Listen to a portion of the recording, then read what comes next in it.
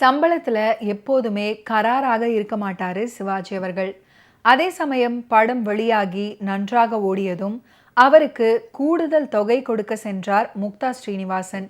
நிறைகுடம் படத்துக்காக நடந்த இந்த சம்பவத்தை மறக்கவே முடியாது அப்படின்னு முக்தா சீனிவாசனின் மகன் முக்தா ரவி பதிவு பண்ணியிருக்காரு.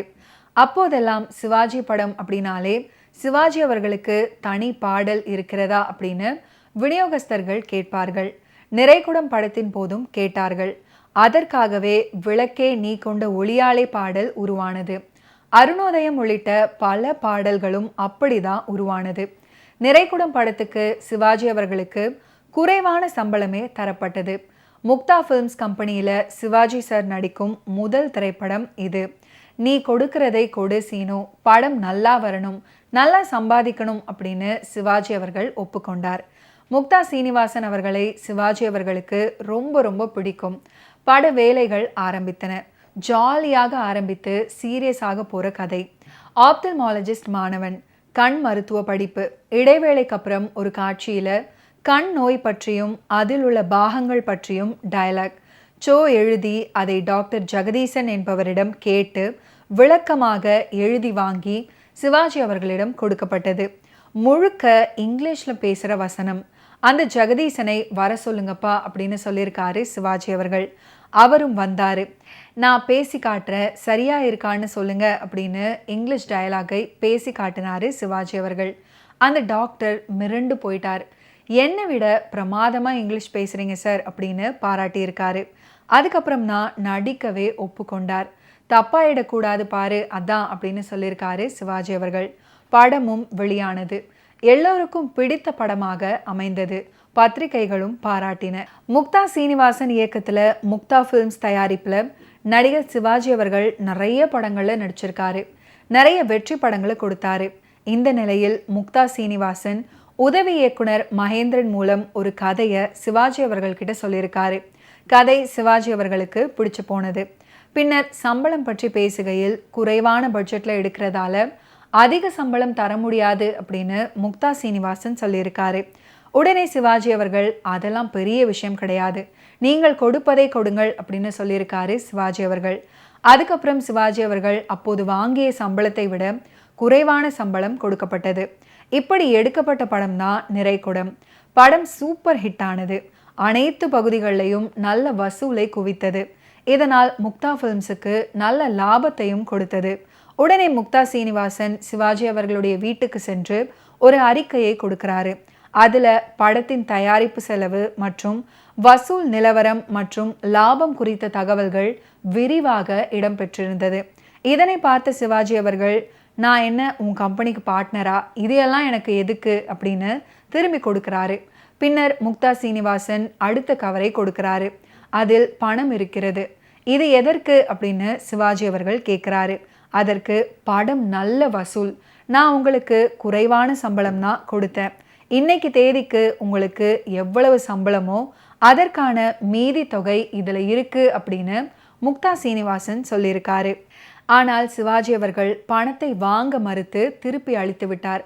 நான் ஒப்புக்கொண்ட சம்பளத்தை வாங்கிவிட்டேன், இது எனக்கு வேண்டாம் அப்படின்னு பணத்தை வாங்க மறுத்திருக்காரு.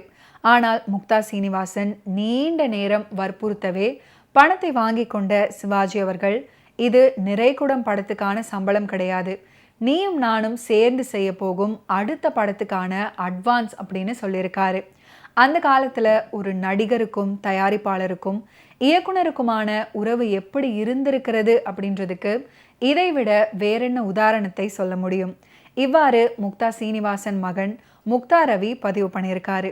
நடிகர் திலகத்தின் வெற்றி படங்கள்ல காவல் தெய்வம் 1969 ஆண்டு வெளிவந்த தமிழ் திரைப்படமாகும். சாமுண்டி என்ற பனையேறும் தொழிலாளியாக கௌரவ வேடத்தில் நடித்து இருப்பார் நடிகர் திலகம். மாயவநாதன், தஞ்சைவாணன் மற்றும் நெல்லை அருள்மணி ஆகியோர் பாடல் வரிகளை எழுதியிருக்க ஜி தேவராஜன் இசையமைச்சாரு. திரைத்துறையில் வரலாறு படைத்த மகா கலைஞர் சம்பளம் வாங்காமல் நடிச்சிருக்கிறாரு அப்படின்றது பலரும் அறிந்திருக்க வாய்ப்பில்லை. 1969 வருடம் சிவாஜி அவர்கள் நடித்த 128வது திரைப்படம் காவல் தெய்வம். இந்த படத்துல தான் சம்பளம் வாங்காமல் நடிகர் திலகம் நடிச்சிருக்காரு. இந்த படத்தில் சிறப்பு தோற்றத்தில் நடிக்க சிவாஜி அவர்களை அணுக வேண்டும்.